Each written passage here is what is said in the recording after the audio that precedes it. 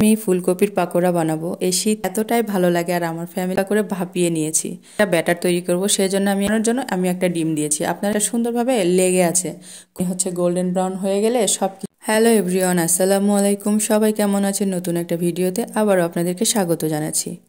তো এই তো আজকে আমি ফুলকপির পাকোড়া বানাবো। এই শীতকালে এই রেসিপিটা না হলে আমার মনে হয় শীতকালটা জমেই ওঠে না, কেমন যেন মনে হয় ফাঁকা ফাঁকা লাগে। তো এই রেসিপিটা আপনাদের কাছে কেমন লাগে অবশ্যই একটু কমেন্ট করে জানাবেন। তো যাই হোক, এখানে আমি একটা পুরো ফুলকপি নিয়েছি। আমার আসলে এতটাই ভালো লাগে আর আমার ফ্যামিলি মেম্বার্স এটা এতটাই পছন্দ করে যে অল্পতে যেন মন ভরে না। তো যাই হোক, আমি প্রথমে ফুলকপিগুলোকে সুন্দর করে একটু কেটে ধুয়ে তারপরে হচ্ছে লবণ দিয়ে হালকা করে ভাপিয়ে নিয়েছি। একেবারে পুরো সিদ্ধ করিনি, কিন্তু ভাপিয়ে নিয়েছি মোটামুটি, যেন 70-80% সিদ্ধ হয়ে যায়। তো তারপরে এই তো আমি এখানে হচ্ছে একটা ব্যাটার তৈরি করব, সেই জন্য আমি এখানে হাফ কাপ পরিমাণ নিয়েছি হচ্ছে বেসন আর হাফ কাপ পরিমাণ চালের গুঁড়া নিয়েছি। আপনারা চাইলে পুরোটা হচ্ছে বেসন দিয়ে করতে পারেন, তো আমার কাছে চালের গুঁড়াটা দিলে বেশি ভালো লাগে, সেই জন্য আমি আর কি হচ্ছে চালের গুঁড়াটা অ্যাড করেছি। তো সব কিছু দিয়ে তারপরে আমি এখানে হচ্ছে আদা রসুন বাটা দিয়েছি, তারপরে ধনে জিরার গুঁড়া, হলুদের গুঁড়া, মরিচের গুঁড়া, স্বাদমতো লবণ, এগুলো সব দিয়ে নিয়েছি। চাইলে এখানে ম্যাগি মশলা দেওয়া যেতে পারে, তো আমি আর হচ্ছে আলাদা করে ম্যাগি মশলা দেইনি।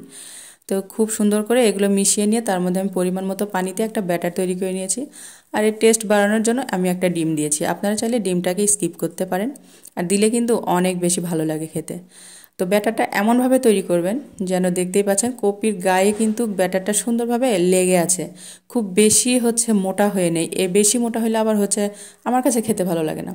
তো যাই হোক, এইভাবে ব্যাটারটা তৈরি করলে অনেক বেশি ক্রিস্পি হবে আর খেতেও অনেক বেশি মজা হবে। তো যাই হোক, এটাকে ডিপ ফ্রাই করতে হবে, তাই হচ্ছে একটু বেশি করে তেল দিতে হবে। তো আমি এখানে সয়াবিন তেল দিয়েছি, দিয়ে এর মধ্যে হচ্ছে একটা একটা করে ছেড়ে সুন্দর করে ভেজে নিব। এবারে আমার মন মতো কালার হলে এগুলোকে উঠিয়ে নিব।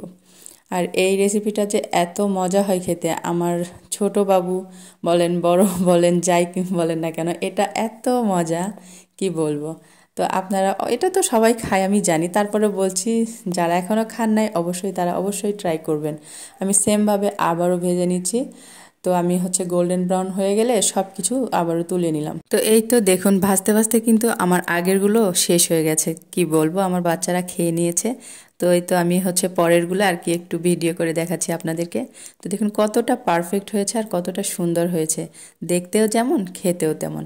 আর ধোয়া ওঠা একদম কি বলবো, অসাধারণ একটা পাকোড়া, কোনো রকম সস ছাড়াই অসাধারণ লাগে খেতে। আর সস দিয়ে হলে তো আর কোনো কথাই নেই। তো যাই হোক বন্ধুরা, এই সহজ রেসিপিটা আপনাদের কাছে কেমন লেগেছে অবশ্যই কমেন্ট করে জানাবেন। তো আজকের মতো এখানেই বিদায় নিচ্ছি, সবাই ভালো থাকবেন, আল্লাহ হাফেজ, আসসালামু আলাইকুম।